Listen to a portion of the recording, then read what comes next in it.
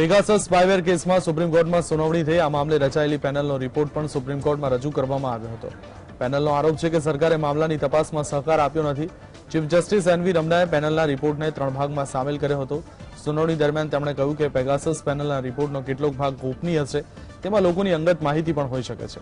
સમિતિનું માનવું છે કે આ રિપોર્ટ સાર્વજનિક કહી શકાય નહીં। સીજીઆઈએ જણાવ્યું કે રિપોર્ટ પ્રમાણે 29માંથી 5 ફોનમાં માલવેર મળી આવ્યા છે। જોકે તે પેગાસસ સ્પાયવેર છે તેમ કહી ન શકાય। તે મામલે તપાસ માટે રચવામાં આવેલ એક્સપર્ટ કમિટીએ સુપ્રીમ કોર્ટને પોતાનો રિપોર્ટ સોંપ્યો હતો।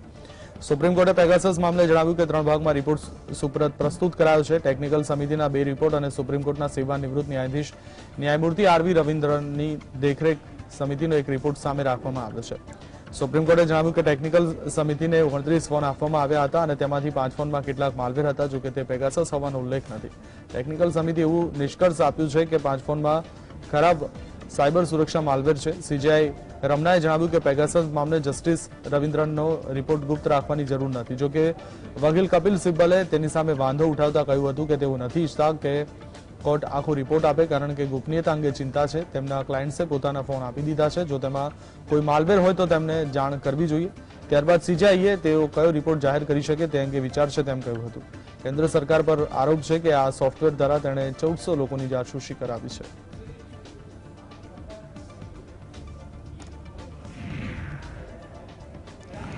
બિલ્કિસ બાનો કેસમાં દોષિતોને છોડવા મુદ્દે થયેલી અરજી પર સુપ્રીમ કોર્ટે કેન્દ્ર અને રાજ્ય સરકારને નોટિસ ફટકારી છે। આ મામલે 2 સપ્તાહ બાદ સુનાવણી થશે। મહત્વનું છે કે ગુજરાત સરકારે બિલ્કિસ બાનો કેસના 11 આરોપીઓને મુક્તિ કરવાની મંજૂરી આપી હતી। રાજ્ય સરકારના આ નિર્ણય પર વિપક્ષ સહિત ભાજપના નેતાઓએ પણ સવાલ ઉઠાવ્યા હતા। રાજ્ય સરકારના આ નિર્ણયને સુપ્રીમ કોર્ટના પડકારવામાં આવ્યો છે। સામાજિક કાર્યકર્તા સુભાષિની અલી સહિત 4 લોકોએ ગુજરાત સરકારના નિર્ણયને રદ કરવાની માંગ કરી છે। મહત્વનું છે કે 2002માં ગોધરામાં રમખાણો બાદ બિલ્કિસ બાનો પર સામૂહિક બળાત્કાર થયો હતો। તેના પરિવારના 7 લોકોની હત્યા પણ કરી દેવામાં આવી હતી। આ મામલે 2018માં 11 આરોપીઓને આજીવન કેદની સજા ફટકારવામાં આવી હતી। તેમાંથી એક આરોપીએ મુક્તિ માટે સુપ્રીમ કોર્ટના દરવાજા ખખડાવ્યા હતા। સુપ્રીમ કોર્ટે નિર્ણય ગુજરાત સરકાર પર છોડી દીધો હતો। ગુજરાત સરકારે આ મુદ્દે એક કમિટી બનાવી હતી। આ કમિટીના રિપોર્ટ અને ભલામણ બાદ આરોપીઓને મુક્ત કરવામાં આવ્યા હતા। पब्लिक इंटरेस्ट लिटिगेशन, वो भी एक पॉलिटिकल आउटफिट के द्वारा, जो कि एक स्ट्रेंजर होता है क्रिमिनल जूरिस्प्रूडेंस में, वो किस तरह की रिट फाइल की गई है जिसके अंदर हमको खुद नहीं मालूम कि रेमिशन ग्राउंड क्या थे ग्रांट करने में। Point number 1। पॉइंट नंबर 2, दूसरी बात ये है कि ये हमारे खिलाफ रिलीफ लेना चाहते हैं कि हमारी जो रेमिशन सो कॉल्ड ग्रांट हुई है वो गलत है और हमें वापस कस्टडी में लिया जाए। मुझे ये समझ नहीं आता, अगर आप किसी के खिलाफ रिलीफ मांग रहे हैं तो प्रिंसिपल ऑफ नेचुरल जस्टिस ये डिमांड करता है कि आप उनको कम से कम पार्टी तो बनाएंगे। क्या कोर्ट बिना सुने उनके खिलाफ कोई ऑर्डर पास कर सकती है? तो जब हमने ये ऑब्जेक्शन कोर्ट में उठाया तो कोर्ट ने पटिशनर को ये डायरेक्ट किया है कि आप सारे कन्विक्टेड अक्यूज को रिस्पोंडेंट पार्टी बनाए और उनका तर्क अब हम लोग कोर्ट के सामने पेश करेंगे। जो कि आपको मैंने पहले बताया है कि ऐसी रिट पटिशन एक स्ट्रेंजर के द्वारा मेंटेनेबल नहीं होती क्रिमिनल लॉ के अंदर। हाँ, अगर विक्टिम आता है या कोई कंप्लेनेंट आता है तो फिर भी बात समझ आती है, पर public interest litigation criminal jurisprudence में कहीं भी रिकॉग्नाइज नहीं है। और ये आज का कानून नहीं है, ये कम से कम 20 साल पुराना कानून है। श्रीमती सिंह मान के केस से ये जजमेंट सुप्रीम कोर्ट की चली आ रही है 92 से लेकर आज तक। और ये बहुत हैरानी की बात है कि एक पब्लिक इंटरेस्ट लिटिगेशन फाइल होती है एक पॉलिटिकल आउटफिट के द्वारा, जो कि एक रेमिशन ऑर्डर चैलेंज करना चाहती है, जो कि रेमिशन ऑर्डर कोर्ट की फाइल में है भी नहीं। मोहम्मद पैगंबर साहेब अंगे विवादास्पद टिप्पणी करनार भाजपा सस्पेन्डेड धारासभ्य टी राजा ने पोलीसे फरी एक वखत धरपकड़ करी है। टी राजा निवेदन मामले हैदराबाद में खूब ज उहापो थई रह्यो छे अने तणाव व्याप्यो छे। टी राजा वकील करुणा सागरे पोलीसनी कार्यवाही पुष्टि करी है और टी राजा ने कस्टडी में लेवामां आव्या होवानुं जणाव्युं छे। एक अहेवाल प्रमाणे तेमने चंचलगुड़ा जेल में शिफ्ट करवामां आव्या छे। आ वखते तेमने मार्च और एप्रिल महीना में दाखल एक केस में कस्टडी में लेवामां आव्या छे और ते केस ने मोहम्मद पैगंबर साहेब विवाद साथे कोई संबंध नहीं। टी राजाए थोड़ा समय पहला तेलंगाणा मुख्यमंत्री के चंद्रशेखर राव, तेमना दीकरा केटीआर तथा एमआईएम प्रमुख असदुद्दीन ओवैसी ने तणावपूर्ण माहौल माटे जवाबदार गणाव्या हता। તેમણે કહ્યું કે કેટીઆર એક નાસ્તિક છે અને તે ભગવાનને નથી માનતા। તે મુનવ્વર ફારૂકીને શા માટે બોલાવે છે? તેણે સુરક્ષા આપવામાં આવે છે, પરંતુ આ લોકો રામ ભક્તો પર લાઠીચાર્જ કરાવે છે, મારી ધરપકડ કરાવે છે। મુનવ્વરનો શો ચાલુ રહે તે માટે 500 પોલીસ અધિકારીઓને તૈનાત કરી દે છે।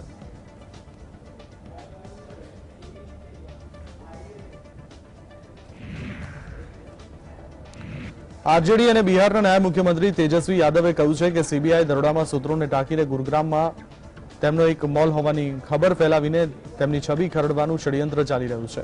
પટનામાં એક પ્રેસ કોન્ફરન્સમાં તેજસ્વી યાદવે સૂત્રોને ટાંકીને આવા પ્રકારના અહેવાલો દર્શાવનારી મીડિયા ચેનલો પર કટાક્ષ કરતા કહ્યું કે જો આ મોલ મારો નીકળશે તો અડધો મોલ મીડિયાવાળાઓને આપી દઈશ અને અડધો ગરીબોમાં વહેંચી દઈશ. કંઈક બચશે તો સીબીઆઈને આપી દઈશું. બુધવારે પટના સહિત બિહારના ઘણા જિલ્લાઓમાં સીબીઆઈએ આરજેડીના સાંસદ ફૈયાઝ અહેમદ, અશફાક કરીબ, એમએલસી સુનિલસિંહ, ભૂતપૂર્વ વિધાન પાર્ષદ સુબોધ રાયના ઘણા ઠેકાણા ઉપર દરોડાની કાર્યવાહી કરવામાં આવી હતી. સૂત્રોનું કહેવું છે કે આ દરોડો લાલુ યાદવના રેલવે મંત્રી તરીકેના કાર્યકાળમાં નોકરીના બદલામાં જમીન લખાવડાવી લેવાના કેસ સંદર્ભે મારવામાં આવ્યા છે. આ અખબારોને લઈ ન્યૂઝ ચેનલ ઉપર દિવસભર સૂત્રોને ટાંકીને ઘણા દાવા કરાયા હતા. તેજસ્વી યાદવે પ્રેસ કોન્ફરન્સમાં આ દાવાઓને લઈ જવાબ આપ્યો હતો.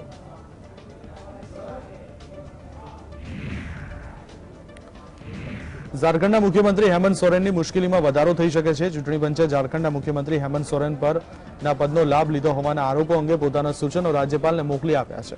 આ સાથે જ મુખ્યમંત્રી હેમંત સોરેનની વિધાનસભા સભ્ય પર જોખમ સર્જાયું છે. ચૂંટણી પંચની ભલામણના અનુસંધાને રાજ્યપાલ હેમંત સોરેનની સદસ્યતા રદ કરી શકે છે. આ સમગ્ર કેસ હેમંત સોરેને પોતે માઇનિંગ કોન્ટ્રાક્ટ મેળવ્યો તેના સાથે સંકળાયેલો છે. ચૂંટણી પંચે આ મામલે તપાસ કરી હતી. બંધારણના અનુચ્છેદ 192 મુજબ કોઈ સદસ્યને અયોગ્ય ઠેરવવા માટેનો અંતિમ નિર્ણય રાજ્યપાલ પાસે છે. ઝારખંડના સીએમ હેમંત સોરેન પર પોતાના પદનો ફાયદો ઉઠાવ્યો હોવાના આરોપ લાગ્યા હતા. આ કારણે ભાજપે હેમંત સોરેનની સદસ્યતા રદ કરવાની માંગ કરી હતી. ગત 18 ઓગસ્ટના રોજ આ મામલે સુનાવણી પૂર્ણ થઈ હતી અને હવે ચૂંટણી પંચે પોતાના સૂચનો રાજ્યપાલને મોકલી આપ્યા છે. खुले मन से निर्भीक होकर काम करे और राज्य को एक दिशा देने में अपनी भूमिका निभाए. आप सबको मालूम है कि राज्य में बड़ी संख्या में हमारे पुलिस बल कोई जंगलों में, कोई शहर में, कोई नक्सली क्षेत्र में अपना योगदान दे रहा है. सभी लोगों के साथ सभी लोगों की अपनी कुछ व्यक्तिगत भावनाएं होती हैं. દિલ્હીમાં ઓપરેશન લોટસ પર સવાલ ઉઠાવ્યા બાદ આમ આદમી પાર્ટી આજે તમામ ધારાસભ્યોની બેઠક બોલાવી છે. મુખ્યમંત્રી કેજરીવાલના નિવાસસ્થાને આ બેઠક યોજાઈ. બેઠકની શરૂઆતમાં પાર્ટીના 8 ધારાસભ્યો સાથેનો સંપર્ક નહોતો થઈ શક્યો, જેથી ભાજપ દિલ્હીમાં સરકાર તોડવાનો પ્રયાસ કરી રહી હોવાનો આમ આદમી પાર્ટીમાં ભય ફેલાયો હતો. જોકે બેઠક શરૂ થયાની આશરે 40 મિનિટ બાદ ધારાસભ્યો બેઠકમાં પહોંચતા આપ નેતાઓએ રાહતનો શ્વાસ લીધો.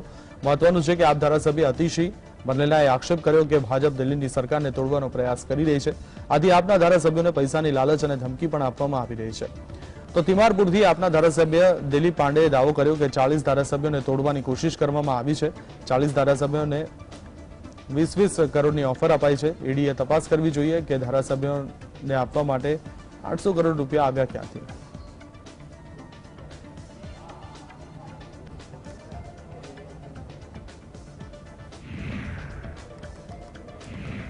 દિલ્હીના મુખ્યમંત્રી અરવિંદ કેજરીવાલે રાજઘાટ પહોંચી મહાત્મા ગાંધીની સમાધિ પર પ્રાર્થના કરી હતી. અહીં કેજરીવાલ સાથે આપના ધારાસભ્યો પણ ઉપસ્થિત રહ્યા હતા. કેજરીવાલે કહ્યું કે ગયા જન્મના પુણ્યને કારણે તેમને મનીષ સિસોદિયા જેવા મિત્ર મળ્યા છે. સાથે જ આપના તમામ ધારાસભ્યોએ ભાજપનું ઓપરેશન લોટસ નિષ્ફળ થવાની પ્રાર્થના કરી હતી. તો કેજરીવાલે લીકર પોલીસ મુદ્દે કહ્યું કે કોઈ પ્રકારનું કૌભાંડ નથી થયું.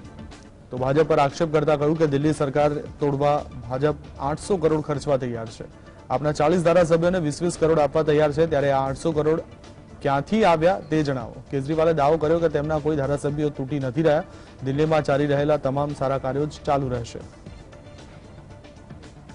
आप अरविंद केजरीवाल जी को छोड़ दीजिए, आम आदमी पार्टी को छोड़ दीजिए, आम आदमी पार्टी को तोड़ के कुछ विधायकों को लेके हमारे साथ आ जाइए. हम केजरीवाल जी की सरकार गिरा के आपको सीएम बना देंगे और हम आपके सीबीआई के और ईडी के सारे केसेस खत्म कर देंगे. मैं समझता हूं मैंने पिछले जन्म में कुछ पुण्य किए होंगे. मैं समझता हूं मैं बहुत सौभाग्यशाली हूं कि मुझे मनीष सिसोदिया जी जैसे साथी मिले. उन्होंने इतनी बड़ी बात, उनको सीएम बना रहे थे, ये लोग मुख्यमंत्री बना रहे थे मेरी सरकार गिरा के. उन्होंने उसको ठुकरा दिया. उन्होंने कहा मेरे को सीएम नहीं बनना. उन्होंने कहा कि सीबीआई और ईडी के सारे केस खत्म कर देंगे. उन्होंने उनका ऑफर ठुकरा दिया. अब ये पिछले कुछ दिन से हमारे एमएलए के पीछे पड़े हैं. हमारे एमएलए को एक एक एमएलए को 20-20 करोड़ रुपए का ऑफर दिया जा रहा है, 20-20 करोड़ रुपए का, कि आप 20 करोड़ रुपए ले लो और आप केजरीवाल जी की सरकार तोड़ दो, केजरीवाल जी को छोड़ दो, आम आदमी पार्टी को छोड़ दो और हमारे साथ आ जाओ। मुझे बेहद खुशी है कि हमारा एक भी एमएलए अभी तक नहीं टूटा है। जम्मू काश्मीરના બારામુલાના ઉરી સેક્ટરમાં સીમા પાર કરી રહેલ 3 આતંકીઓ ઠાર થયા છે। ઘૂસણખોરી પાસેથી મોટી પ્રમાણમાં હથિયાર અને વિસ્ફોટકો જપ્ત થયા છે। સુરક્ષા દળોના અધિકારીઓએ કહ્યું છે કે અંકુશ રેખા નજીક સેનાના જવાનોએ શંકાસ્પદ ગતિવિધિઓ જોઈ તેના પછી આ કાર્યવાહી કરવામાં આવી હતી। આતંકવાદીઓ તરફથી પણ ફાયરિંગ કરવામાં આવ્યું હતું। ન્યૂઝ એજન્સીના અહેવાલ મુજબ કુલ 4 ઘૂસણખોરો હતા, તેમાંથી 3 ઘૂસણખોરોને ઠાર મારવામાં આવ્યા હતા અને ચોથો આતંકી ફરાર થયો હતો। ખરાબ હવામાન અને ધુમ્મસને કારણે ચોથો આતંકી ભાગવામાં સફળ થયો હતો। તેનું પગેરું દબાવવા સર્ચ ઓપરેશન હાથ ધરાયું છે। મહત્વપૂર્ણ છે કે 5 દિવસમાં ઘૂસણખોરીની આ ત્રીજી કોશિશ છે। આ 5 દિવસોમાં 5 આતંકીઓ ઠાર કરાયા છે। આજે સવારે વાંદીપોરા પોલીસે 26 અસમ રાઇફલ સાથે એક જોઈન્ટ ઓપરેશનમાં લશ્કરે તૈયબાના 2 આતંકવાદીઓની ધરપકડ કરી છે। જમ્મુ કાશ્મીર પોલીસ પ્રમાણે તેમની પાસેથી હથિયારો અને વિસ્ફોટકો પણ જપ્ત કરાયા છે, જેમાં મેગઝીન સાથે 3 પિસ્તોલ, 24 જીવતા 9 mm કારતૂસ, 5 હેન્ડ ગ્રેનેડ, પોલીસકર્મીના નકલી આઈ કાર્ડ પણ સામેલ છે।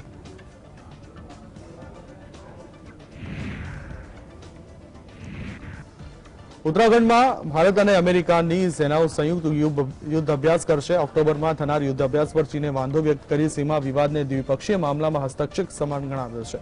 મહત્વપૂર્ણ છે કે આ યુદ્ધ અભ્યાસને ચીનની વ્યૂહાત્મક દાદાગીરી સામે અને વૈશ્વિક સામરિક સંદેશ તરીકે જોવાઈ રહ્યો છે। ચીનના સંરક્ષણ મંત્રાલયના પ્રવક્તા કર્નલ તાન કેફેઈએ ગુરુવારે કહ્યું કે આવો યુદ્ધ અભ્યાસ કરવો સીમા વિવાદના દ્વિપક્ષીય મામલામાં હસ્તક્ષેપ જેવું છે। આ સિવાય આ ભારત અને ચીન વચ્ચેની સમજૂતીનું પણ ઉલ્લંઘન છે। આ કરાર હેઠળ નક્કી કરવામાં આવ્યું હતું કે ભારત અને ચીનની સીમા એટલે કે એલએસી પર કોઈ મિલિટરી ડ્રીલ નહીં કરવામાં આવે। તાન કેફેઈએ કહ્યું કે અમે ભારત અને ચીનની સીમાના મામલામાં કોઈપણ પ્રકારથી કોઈ ત્રીજા પક્ષની દખલગીરીનો આકરો વિરોધ કરીએ છીએ। હાલ ભારતીય ઓથોરિટીઝ તરફથી યુદ્ધ અભ્યાસને લઈ માહિતી આપવામાં આવી નથી।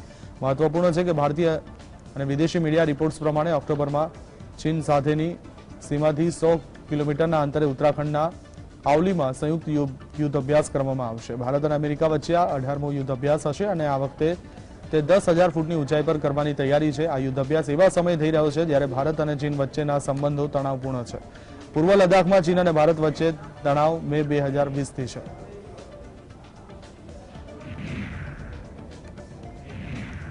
જસ્ટિસ ઇન્દુ મલ્હોત્રાની આગેવાની હેઠળની સમિતિએ વડાપ્રધાન નરેન્દ્ર મોદીની સુરક્ષામાં ચૂકને લઈને કોર્ટમાં પોતાનો રિપોર્ટ સોંપ્યો છે। પીએમ મોદીની સુરક્ષામાં ચૂક મામલે જસ્ટિસ ઇન્દુ મલ્હોત્રા કમિટીએ પંજાબના કેટલાક અધિકારી અને પોલીસ અધિકારીઓને પીએમની સુરક્ષામાં ક્ષતિઓ માટે જવાબદાર ઠેરવ્યા છે। આ દરમિયાન સુપ્રીમ કોર્ટની 5 સભ્યોની સમિતિએ અહેવાલ વાંચ્યો, જેમાં કહેવામાં આવ્યું છે કે ફિરોઝપુર એસએસબી કાયદો અને વ્યવસ્થા જાળવવામાં નિષ્ફળ ગયા છે। તેઓ પૂરતા ફોર્સ ઉપલબ્ધ હોવા છતાં સુરક્ષા આપવામાં નિષ્ફળ ગયા। તેમને 2 કલાક પહેલા જાણ કરવામાં આવી હતી કે વડાપ્રધાન નરેન્દ્ર મોદી તે રસ્તેથી આવવાના છે અને ત્યાંથી નીકળશે। સીજીઆઈએ કહ્યું કે અમે રિપોર્ટ સરકારને મોકલી રહ્યા છે, સરકારે આ અંગે પગલાં લેવા જોઈએ। 13 જાન્યુઆરીએ સુપ્રીમ કોર્ટે રિટાયર્ડ જસ્ટિસ ઇન્દુ મલ્હોત્રાની અધ્યક્ષતામાં 5 સભ્યોની કમિટીની નિમણૂક કરી હતી। સુપ્રીમ કોર્ટે પંજાબ અને હરિયાણા હાઈકોર્ટના રજિસ્ટ્રાર જનરલને કેન્દ્ર અને રાજ્ય સરકારો દ્વારા રચવામાં આવેલ તપાસ સમિતિઓની કાર્યવાહી પર રોક લગાવી રાજ્ય સરકાર દ્વારા કરવામાં આવેલ સુરક્ષા વ્યવસ્થા સાથે સંબંધિત તમામ દસ્તાવેજો ઉપલબ્ધ કરાવવાનો નિર્દેશ આપ્યો હતો। રિપોર્ટની માહિતીને પોતાના સંજ્ઞાનમાં લીધા બાદ સુપ્રીમ કોર્ટે આગળની કાર્યવાહી માટે રિપોર્ટ કેન્દ્ર સરકારને મોકલી આપ્યો છે। આ સાથે જ આ રિપોર્ટમાં કમિટીએ પોલીસકર્મીઓને સારી તાલીમ આપવા માટે કેટલીક ભલામણો પણ કરી છે। હવે આ મામલે આગળ શું કાર્યવાહી થાય છે તેના પર લોકોની નજર રહેશે।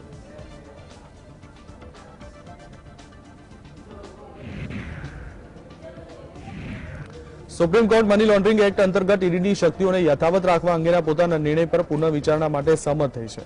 આ સાથે જ સુપ્રીમ કોર્ટે આ મામલે કેન્દ્ર સરકારને નોટિસ પાઠવી છે। સુપ્રીમ કોર્ટે 27મી જુલાઈના પીએમએલએના નિર્ણય મામલે 2 પાસાઓમાં પુનઃવિચાર માટે સહમતિ દર્શાવી છે। પહેલું તો ઈસીઆઈઆરની કોપી આપવી જરૂરી નહીં તે અને બીજું દોષ સિદ્ધ થઈ જાય ત્યાં સુધી નિર્દોષ હોવાની અવધારણાને નકારવી।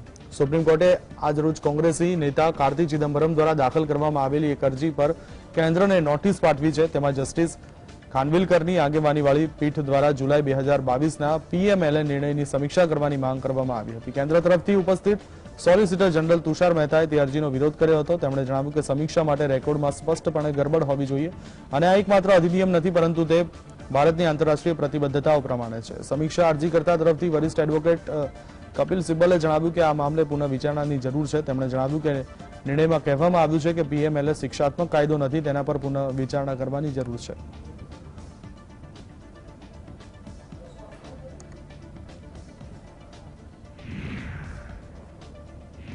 વડાપ્રધાન નરેન્દ્ર મોદીએ રાજ્યો અને કેન્દ્ર શાસિત પ્રદેશોના શ્રમ મંત્રીઓના નેશનલ લેબર કોન્ફરન્સને સંબોધિત કરી છે. વડાપ્રધાન નરેન્દ્ર મોદીએ કહ્યું છે કે વિકસિત ભારતના નિર્માણના સપનાને સાકાર કરવામાં ભારતની શ્રમશક્તિની ઘણી મોટી ભૂમિકા છે. દેશ સંગઠિત અને અસંગઠિત ક્ષેત્રમાં કામ કરનાર કરોડો શ્રમિક સાથીદારો માટે સતત કામ કરી રહ્યો છે. તેમણે કહ્યું છે કે ગત 8 વર્ષોમાં અમે દેશમાં ગુલામીના તબક્કાના ગુલામીની માનસિકતાવાળા વધુ કાયદાઓને ખતમ કરવાનું બીડું ઝડપ્યું છે. દેશ હવે આવા શ્રમ કાયદાઓને બદલી રહ્યો છે, રિફોર્મ કરી રહ્યો છે, તેને સરળ બનાવી રહ્યો છે. આ વિચારના આધારે 29 શ્રમ કાયદાઓને 4 સરળ લેબર કોડ્સમાં બદલવામાં આવ્યા છે. इसी सोच के साथ देश संगठित और असंगठित क्षेत्र में काम करने वाले करोड़ों श्रमिक साथियों के लिए निरंतर काम कर रहा है. प्रधानमंत्री श्रमयोगी मानधन योजना, प्रधानमंत्री सुरक्षा बीमा योजना, प्रधानमंत्री जीवन ज्योति बीमा योजना जैसे अनेक प्रयासों ने श्रमिकों को एक तरह का सुरक्षा कवच दिया है. ऐसी योजनाओं की वजह से असंगठित क्षेत्र के श्रमिकों के मन में ये भाव जगा है कि देश उनके श्रम का भी उतना ही सम्मान करता है. ગોવા પોલીસે ભાજપના નેતા અને અભિનેત્રી સોનાલી ફોગાટના મોતના મામલામાં તેમના ભાઈ રિંકુ ઢાકાની ફરિયાદના આધારે આઈપીસીની કલમ 302 હેઠળ હત્યાનો મામલો નોંધ્યો છે. મામલો અંજુના પોલીસ સ્ટેશનમાં નોંધવામાં આવ્યો છે. આ પોલીસ સ્ટેશન વિસ્તારમાં મંગળવારે સવારે સોનાલી ફોગાટનું મોત નીપજ્યું હતું. એક પોલીસ અધિકારીએ ફોગાટના ભાઈની ફરિયાદને આધારે ફરિયાદ દાખલ કરી તપાસની પુષ્ટિ કરી છે. સોનાલી ફોગાટના ઓટોપ્સી રિપોર્ટમાં ચોંકાવનારો ખુલાસો થયો છે. આ રિપોર્ટમાં સોનાલી ફોગાટના શરીર પર કોઈ વસ્તુથી વારંવાર પ્રહાર કરવાનો ઉલ્લેખ છે. સોનાલી ફોગાટનો પોસ્ટમોર્ટમ રિપોર્ટ આવ્યા બાદ 2 સહયોગીઓની વિરુદ્ધ ગુરુવારે હત્યાનો આરોપ નોંધવામાં આવ્યો છે. સોનાલી ફોગાટના મોત મામલે સુધીર સાંગવાન અને સુખવિન્દર વાસીને આરોપી બનાવવામાં આવ્યા છે. ફોગાટ 22 ઓગસ્ટે જ્યારે ગોવા પહોંચી હતી ત્યારે સાંગવાન અને વાસી તેમની સાથે હતા.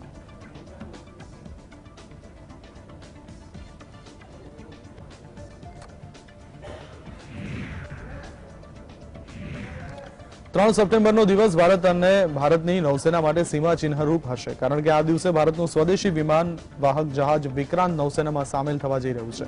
કોચીમાં યોજાનાર કાર્યક્રમમાં આ વિમાન વાહક જહાજને દેશને સમર્પિત કરવામાં આવશે. આ કાર્યક્રમમાં પીએમ મોદી પણ હાજર રહેવાના છે. નૌસેનાના વાઇસ એડમિરલ એસએન ગોરમડે કહ્યું કે આ દિવસ અવિસ્મરણીય હશે, કારણ કે વિક્રાંત જહાજ દેશમાં જ બનેલું છે અને તે નૌસેનાની તાકાતમાં પણ ભારે વધારો કરશે. તેમણે કહ્યું હતું કે બીજા વિમાન વાહક જહાજના નિર્માણ અંગે વિચારણા ચાલી રહી છે. તેના પર હજુ નિર્ણય લેવાયો નથી. જોકે વિક્રાંતને નૌસેનામાં સામેલ કરવાનો પ્રસંગ બહુ ઐતિહાસિક હશે. આ જહાજ રાષ્ટ્રીય એકતાનું પણ પ્રતીક બનશે, કારણ કે તેના સ્પેર પાર્ટ્સ સંખ્યાબંધ રાજ્યોમાં અને કેન્દ્ર શાસિત પ્રદેશોમાં બનીને આવ્યા છે. આ જહાજ તૈયાર કરવામાં 20,000 કરોડનો ખર્ચ થયો છે. ગયા મહિને તેની ચોથી અને છેલ્લી સમુદ્રી ટ્રાયલ લેવામાં આવી હતી, જે સફળ થઈ હતી. વિક્રાંતના નિર્માણ સાથે જ ભારત એવા ગણતરીના દેશોમાં સામેલ થઈ ગયું છે જેની પાસે ઘર આંગણે વિમાન વાહક જહાજ ડિઝાઇન કરવાની અને નિર્માણ કરવાની ક્ષમતા છે. ભારત પાસે રશિયા પાસેથી ખરીદેલું વિમાન વાહક જહાજ વિક્રમાદિત્ય પહેલેથી જ છે. આમ ભારત પાસે હવે 2 એરક્રાફ્ટ કેરિયર થઈ જશે.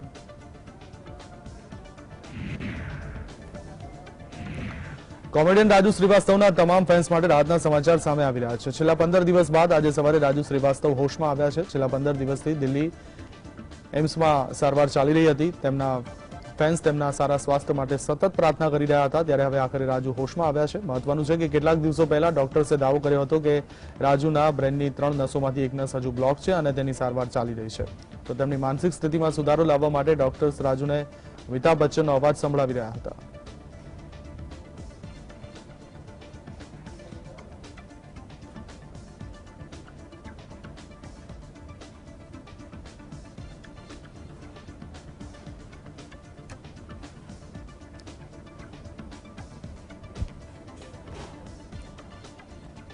રાજુ શ્રીવાસ્તવની તબિયતમાં સુધારો થયો હોવાનું સામે આવ્યું છે. કોમેડિયન રાજુ શ્રીવાસ્તવના ફેન્સ માટે રાહતના સમાચાર આવ્યા હતા. ઉલ્લેખનીય છે કે 15 દિવસ બાદ રાજુ શ્રીવાસ્તવ હોશમાં આવ્યા છે. તેઓ છેલ્લા 15 દિવસથી દિલ્હી એમ્સમાં તેમની સારવાર ચાલી રહી હતી અને તેમના ફેન્સ સતત રાજુ શ્રીવાસ્તવ માટે તેમના સારા થવાની પ્રાર્થના કરી રહ્યા હતા. ત્યારે આખરે હવે રાજુ હોશમાં આવ્યા છે. ઉલ્લેખનીય છે કે થોડા દિવસો પહેલા ડોક્ટર્સે દાવો કર્યો હતો કે રાજુના બ્રેનની 3 નસોમાંથી એક નસ હજુ બ્લોક છે અને તેની સારવાર ચાલી રહી છે અને તેની માનસિક સ્થિતિમાં સુધારો લાવવા માટે ડોક્ટર્સ રાજુને અમિતાભ બચ્ચનનો અવાજ સંભળાવી રહ્યા હતા.